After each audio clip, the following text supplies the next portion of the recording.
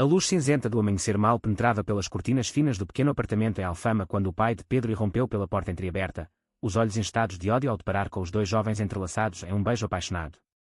João sentiu o mundo desabar, mas reagiu por instinto, empurrando Pedro em direção à janela dos fundos enquanto gritava: "Vai agora! Eu seguro tudo aqui", e o homem mais velho vociferava insultos que cortavam como facas afiadas. O coração de João batia descompassado enquanto ouvia os passos de Pedro descendo as escadas de pedra antigas e desaparecendo na rua ainda adormecida. Tudo havia começado 2 anos antes, numa tarde chuvosa na livraria do Chiado. João, recém-chegado de uma pequena aldeia perto de Braga, trabalhava como designer gráfico numa agência modesta e procurava um livro sobre fotografia portuguesa para um projeto. Pedro, estudante de enologia que visitava Lisboa por causa da família que tinha vinhedos no Douro, esbarrou nele ao tentar alcançar o mesmo volume. O sorriso tímido de Pedro, os olhos castanhos que pareciam guardar segredos antigos, fizeram João sentir algo que nunca sentira antes. Conversaram durante horas, partilharam cafés quentes e histórias de famílias que não compreendiam. Pedro confessou que nunca tinha beijado um homem, que o pai, um produtor tradicional e católico fervoroso, o criara para casar com uma rapariga de boa família e continuar o negócio. João, que já tinha aceitado a sua orientação mas ainda escondia dos pais, sentiu-se protetor. Os meses seguintes foram de encontros secretos nos parques de Monsanto, passeios de mão dada à noite em Cascais, beijos roubados nos miradores de Lisboa. Cada toque era uma vitória contra o medo. Mas o segredo pesava. Pedro recebia chamadas do pai a pressioná-lo para voltar ao Douro e assumir responsabilidades. A descoberta veio por uma fotografia esquecida no telemóvel, enviada por engano a um primo. O pai de Pedro, furioso, ameaçou interná-lo num retiro de cura e anunciar um noivado forçado com a filha de um sócio para salvar o vinhedo ameaçado por dívidas. Pedro ligou a João em pânico às 3 da manhã: "Não consigo viver esta mentira. Ajuda-me a fugir ao amanhecer." João não hesitou. Emprestou dinheiro, preparou uma mala pequena, marcou um encontro na estrada fora de Braga. Agora, sozinho no apartamento, João ouvia o pai de Pedro gritar ao telefone para a polícia: "O meu filho foi corrompido por esse homem." João fechou os olhos, sentindo o peso de cada palavra. Ele tinha ajudado o homem que amava a fugir, mas o destino acabara de lhe entregar o fardo que Pedro deixara para trás. O telemóvel vibrou. Uma mensagem de Pedro: "Estou na fronteira. Obrigado, meu amor. Não me procures. E se eles te encontrarem, diz que eu te forcei." João sabia que não diria nada disso. Ele iria enfrentar tudo. O pai de Pedro, Manuel, um homem alto e de bigode grisalho, agarrou João pelo colarinho e arrastou-o até ao carro. "Vais comigo para o Douro. Vais explicar à minha mulher e à minha filha o que fizeste ao meu filho." João não resistiu. Durante a viagem de 3 horas, o silêncio era cortante, interrompido apenas por insultos murmurados. Chegaram à quinta antiga nos Vales Verdes do Douro ao meio-dia. A mãe de Pedro, Dona Teresa, chorava na cozinha. A irmã Ana, de 19 anos, olhava para João com uma mistura de curiosidade e medo. Manuel anunciou que Pedro tinha fugido com dinheiro da empresa e que João era o culpado. "Ele vai pagar por isto", disse. João foi alojado num quarto pequeno nas traseiras, vigiado por um empregado. À noite, sozinho, recordou o primeiro fim de semana que passara com Pedro em Lisboa.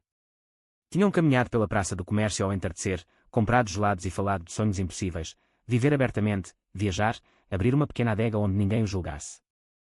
Pedro chorara ao confessar que o pai o tinha obrigado a namorar uma rapariga no liceu para curá-lo.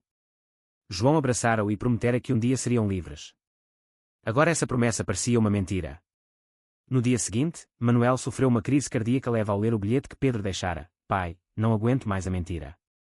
João não tem culpa. Eu amo-o."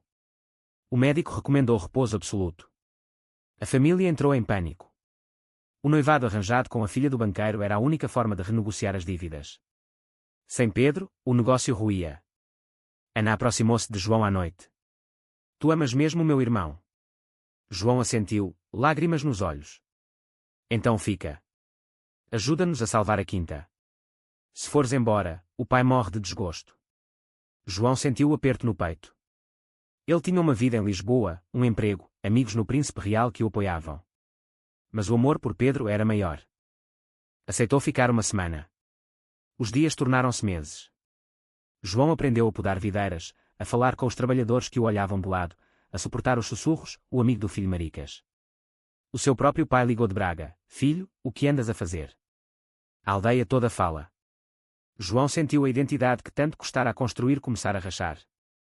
Mas, pela primeira vez, Via o fardo que Pedro carregara toda a vida, o peso de ser o filho perfeito numa família que não aceitava quem ele era. Os meses passaram como folhas de outono nos vinhedos.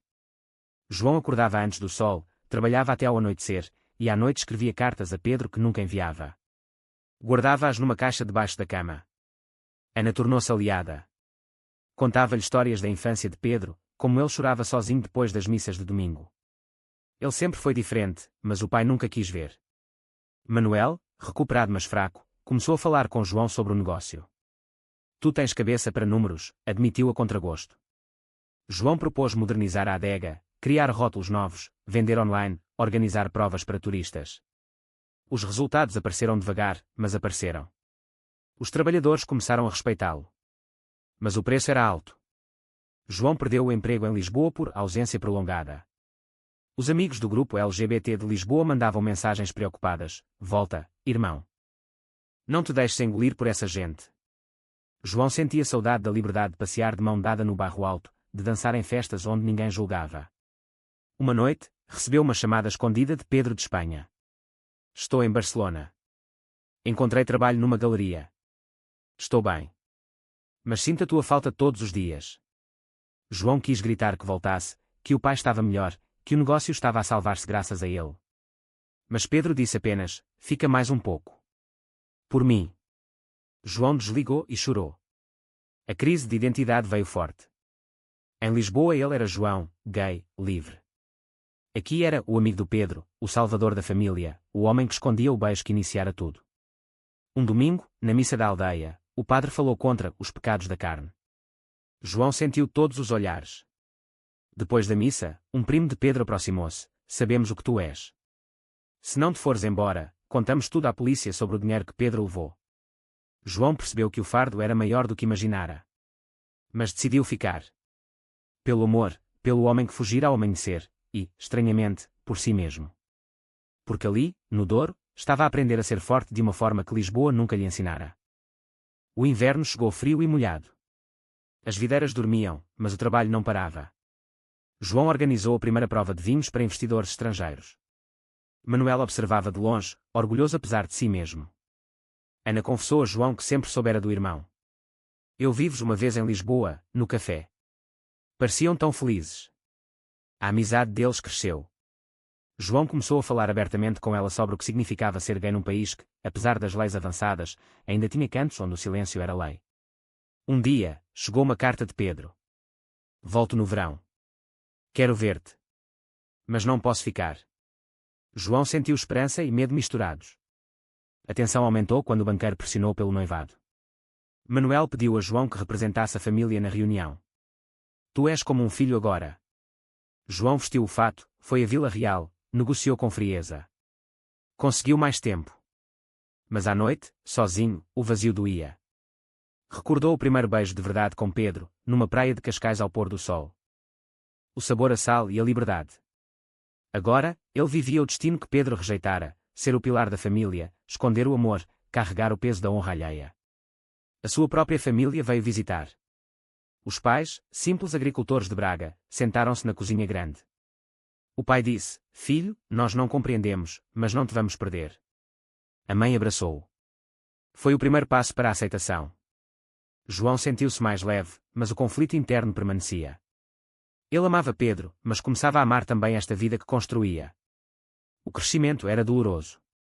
Aprendia que o amor não era só romance, mas escolha diária, sacrifício, maturidade. Uma noite de tempestade, Manuel chamou ao escritório.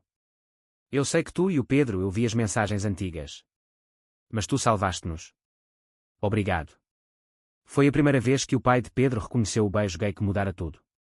João chorou em silêncio. O destino que Pedro fugira estava agora dentro dele, e ele começava a transformá-lo em força. A primavera trouxe flores nos vales e esperança. João terminou a renovação da adega. As vendas subiram 40%. Os trabalhadores chamavam-no Senhor João, com respeito. Mas o preço pessoal era visível: emagrecera, os olhos tinham olheiras de noites sem dormir. Recebeu outra chamada de Pedro: estou em Madrid. Conheci alguém. Mas ainda te amo.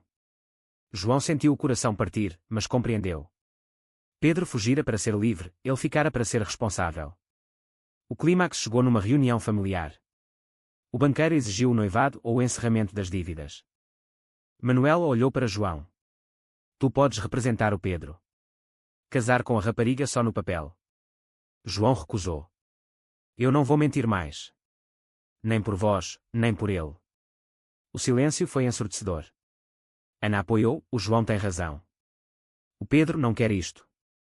Manuel teve outra crise, mas desta vez sobreviveu. No hospital, segurou a mão de João. Tu és melhor homem do que eu fui pai. João decidiu voltar a Lisboa. Antes de partir, escreveu uma última carta a Pedro. Ajudei-te a fugir ao amanhecer. Agora liberto-me do teu destino. Amo-te, mas amo mais. No comboio para Lisboa, sentiu a transformação completa. De jovem assustado que escondia o beijo, tornara-se homem que enfrentava o mundo de frente. Os amigos no Príncipe Real receberam-no de braços abertos. Ele recomeçou o emprego, juntou-se a um grupo de apoio para jovens LGBT do interior. A sua história espalhou-se discretamente.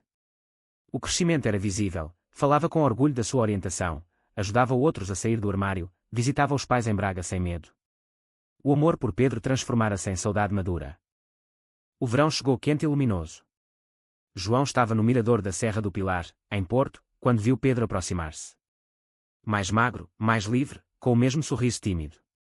Abraçaram-se longamente, sem palavras. Obrigado por tudo, disse Pedro. Eu fugi porque tinha medo. Tu ficaste e tornaste-te forte. Conversaram horas. Pedro contava da vida em Espanha, do novo amor, da paz que encontrara. João falava da quinta, da aceitação lenta da família, da sua própria jornada. Não voltariam a ser namorados, mas o laço permanecia, transformado em amizade profunda. Manuel ligou. A quinta está bem. Vem visitar quando quiseres. És da família. Ana mandou fotos das novas videiras. João sentiu o ciclo fechar. Tinha ajudado o primeiro amor a fugir ao amanhecer e, no final, carregara o destino dele até o transformar no seu próprio caminho de liberdade. Agora vivia em Lisboa abertamente, namorava um designer gentil que o aceitava inteiro, visitava o Douro sem medo. A sua história era de sacrifício, mas também de renascimento. Sentado no mesmo mirador onde sonhara com Pedro, João olhou o rio Douro a brilhar e sorriu. O amor verdadeiro não era fugir nem carregar fardos alheios para sempre. Era escolher-se a si mesmo, dia após dia. Verdadeiro ou falso, sacrificar tudo pelo primeiro amor é sempre um ato de coragem, mesmo que signifique perder parte de si mesmo.